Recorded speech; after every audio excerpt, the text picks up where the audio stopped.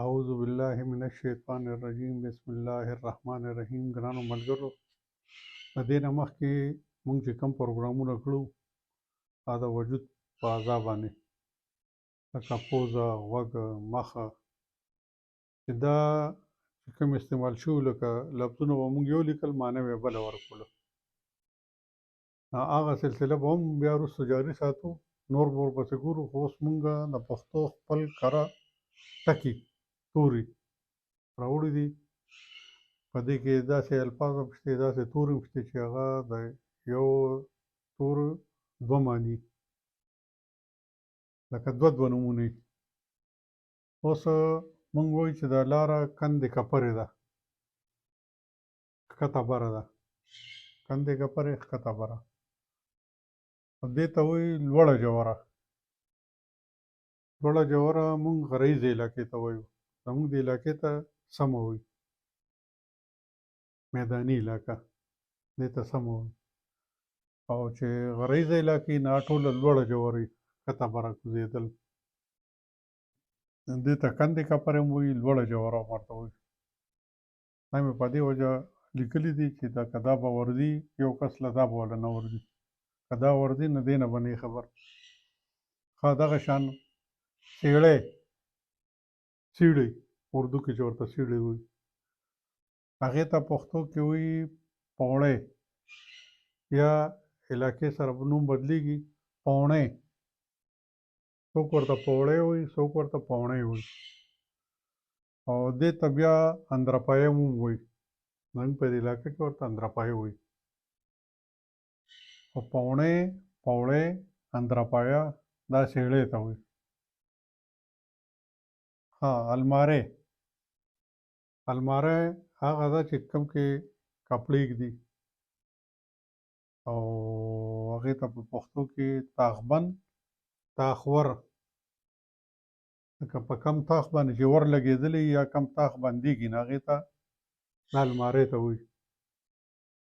او دا نوی لفظ دی، ځکه چې دا به ورو ورو مونږ خو دا ویلي وو چې داسې د کومو څیزونو چې نومونه نشته د پښتو، هغې له به خپل نوم داسې ږدو چې معنوي هم صحیح. لکه دا الماري، الماری، تاخ بند، که فرض که دې باندې ور نه وي او هسې تاخونه وي هغې ته تاخ وایي، لوښي لرګي پکې ږدي. او تاخ ور په کم تاخ باندې چې ور لګېدلی هغه الماری ده، هغه بندېږي، هغه کې څیزونه محفوظ کېږي د بار نه. ښه مونږ وایو چې پیکټ، لکه نسوارو پیکټ یا د چپسو پیکټ. پیکټ د پښتو توری نه دی، دې ته وایي پوڼی، پوڼی یا پوڼۍ. لکه یو پوڼۍ نسوار، یو پوڼۍ چپس، دې ته پوڼۍ وایي په پښتو کې. دا مونږ دا وایو که نه چې یاره څو ځله لاړو رالو، دا مونږ وایو. په پښتو کې وایي څو کرته، یا څو کرته لاړو رالو، یا څو وارې لاړو. څو وارې، څو کرته، څو ځله، دا ټول د پښتو دي. خو لکه د یو دغه لپاره دلته اوس درې استعمالېږي، څو ځله، څو کرته، څو وارې. چابي، تاله او چابي. چابي ته په پښتو کې کونجي. دا چابي چې دی دا د اردو ټکی دی، چابي. موږ په لهجه کې لږ بدل کړی دی، دې ته وایي کونجي. او تالې ته وایي ژرنده یا کلف.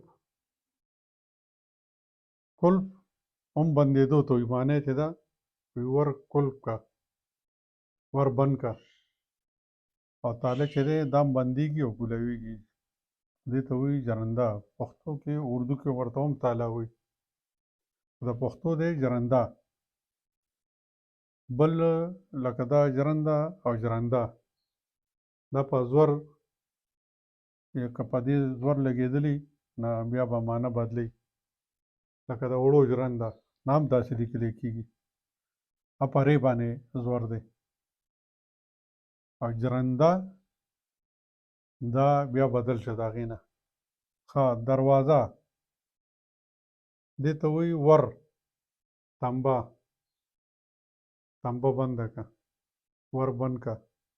دروازه د اردو دی، دې ته په پښتو کې وایي ور یا تنبه. ښه د اوبو څښلو لپاره چې کوم لوښي دي په کورونو کې، جام. جام هم د اردو دی، دې ته وایي کټورې یا کنډول. کټورې، کنډول. مونږ د خاورو چې کوم لوښي د هغې دپاره مونږ کټورې نه استعمالوو، هغې دپاره کنډول، د خاورو کنډول. د خاورو کټورې څوک نه وایي. کټورې چې د سیلورو د سټیلو دغه کټورې دي، خو مونږ دواړو ته بیا کټورې او کنډول او جام دا ټولو ته وایو په کوم کې اوبه څښلی کېږي د ګیلاس نه بغیره. ښه نلکه. نلکه بنده که، نلکه کولو که. نلکه کې ګرمې اوبه راځي، نلکه کې یخې راځي. په پښتو کې مونږ وایو بمبه. په بمبه کې یخې اوبه راځي. دې بمبې ته لګېدلې چې کوم وي، هغې ته ټوټې وایي. اردو کې ورته ټوټې وایي او دا ټوټې ده. د هغې پښتو ځان له بیا شتې نه. نلکې ته بمبه وایي. ها ګرمي لکه ګرموالی، تودوخه یا تاو. دا تودوخه او تاو چې دی نو دا په اوړي کې، په اوړي په موسم کې دا موسم سره تعلق ساتي. تودوخه چې دی دا مطلب دی چې تاو کوي، او تاو چې دی نو دا بیا لږ هم وي او ډېر هم وي. او دا تودوخه چې دا معمولي ګرموالی، او تاو چې دی دا بیا سیوا شه، او دا یي په اوړي کې. مونږ ورته ګرمي هم وایو. ګرمي د اردو ټکی دی، توری دی. ها ملامته. پلانکې په خپله خبره په خپل کار ملامته دی، سر یې ښکته نیولی دی. لکه دې ته مونږ وایو سرټیټی یا سرکوزی.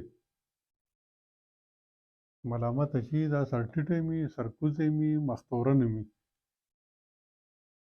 مونږ وایو مختورن دی، لکه مطلب دی چې دې ته یې غاړه کېښوده چې ما ملامتیا کار وکړو. ملامته، مختورن، سرټیټی، سرکوزی. دا څلور لفظونه دي، توري دي د دې لپاره. ښه په دینور کې زمونږ د وجود سوری، د دیوال سوری. نو سوری چې مونږ لیکو نو دې لاندې به دا مخصوص یي ولاړ ټکي سیوری. په لیکلو کې به مونږ لیکو سیوری، او دلته ډېر خلک چې دي دغه بره شمالي علاقو والا هغوی باقاعده سیوری وایي، سوری نه وایي، سیوری. نو سوري ته وایي سیوری، او لیکو به هم داسې. اوس چې داسې لیکو، مخکې چې کله دا مخصوصه یې نه وه نو مونږ به سوری داسې لیکه. او که بیا به مونږ لیکه چې پر دیوال کې سوری دی، نو سوری به مونږ داسې لیکه. نو په هغې به مونږ دلته پېښ کوو. اوس د پېښ ضرورت نشته چې دا سیوری ولیکو نو دا په خپله دا سوری. سوری هغې ته وایي چې په دیوال کې پورې راپور وي. یعنې په دیوال کې چې کوم سوری په هغې کې چې اخوا د دیوال نه هر څه ښکاري په سوري کې، هغې ته وایي سوری. او چې کوم د دې طرف نه پکې ښه کوله او کندې او هغې طرف یې بند وي نو هغې ته سوړه وایي. په ښکته هم کیدی شي، بره هم کیدی شي، دیوال کې هم کیدی شي، په ځمکه هم کیدی شي. لکه دا کم ځناور چې پکې اوسي که نه، دغه سوړه کي، سوړه کې لړمې، مارې. او سوری چې دی نو دا ار پر پورې راپورې.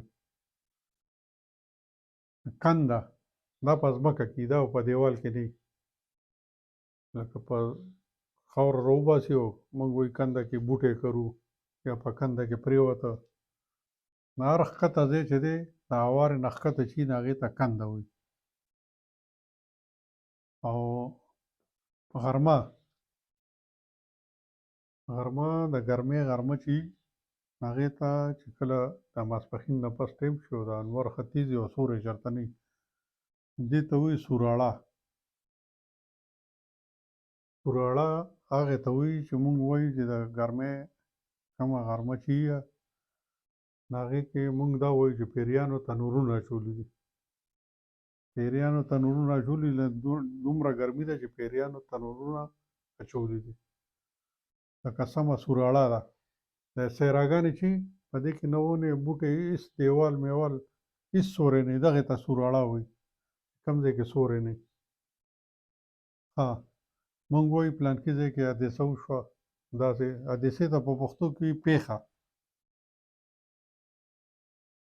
پېښه اوس هغه پېښه چې نقصاني ده، هغه پېښه چې ماته یو خبر رامخې ته شوې ده او خلاصې ترې نشته، هغې ته هم پېښه وایي.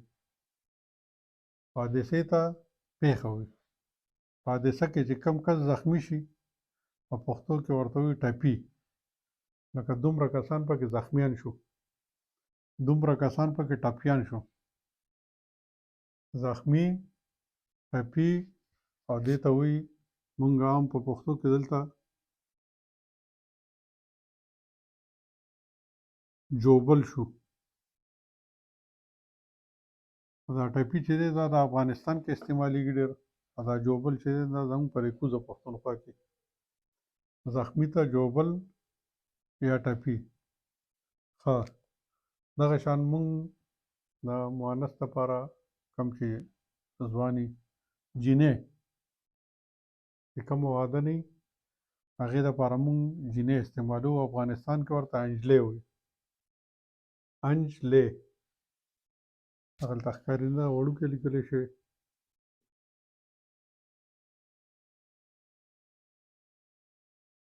انجلۍ نجلۍ ډېرې په افغانستان کې علاقه ده هغې کې ورته بیا صرف نجلۍ وایي او موږ ورته جینۍ وایو. ها موږ وایو د باران سلسله چالو ده یا په ټي وي باندې سلسله وار ډرامه چالو ده، د دې قسطونه دي. سلسلې ته وایي کړۍ. لومبۍ قسط، دویم قسط، لومبۍ کړۍ، دویمه کړۍ، درېیمه کړۍ، کړۍ پسې کړۍ، یو بل سره پیوست شي هغې ته وایي کړۍ. کړۍ هغه چې زنځیر کې کم لګي او دې طریقه باندې ولګي هغه کړۍ شي، زنځیر شي چې کړۍ یو بل کې ورشي. نو مطلب دی چې کړو سلسله چې ده نو هغې نه زنځیر جوړ شي. سلسلې ته کړۍ وایي. ها موږ وایو دا پلانکی ځای نړېدلی، دیوال نړېدلی، کور نړېدلی. دا لکه روان چې شي وغورځېږي، غورځېدلي ځای ته نړېدلی وایي یا را نړېږي. په دې ځای باندې زلزله راغله دا را نړېږي، دا را غورځېږي، را روانېږي، را پرېوځي، دې ته نړېدلی وایي. دا د پښتو خپل توري دي او ګرانو ملګرو امید لرم چې تاسو به د دې نه زده کړه کړي او انشاءالله د نور نوو پروګرامونو سره د الله په امان.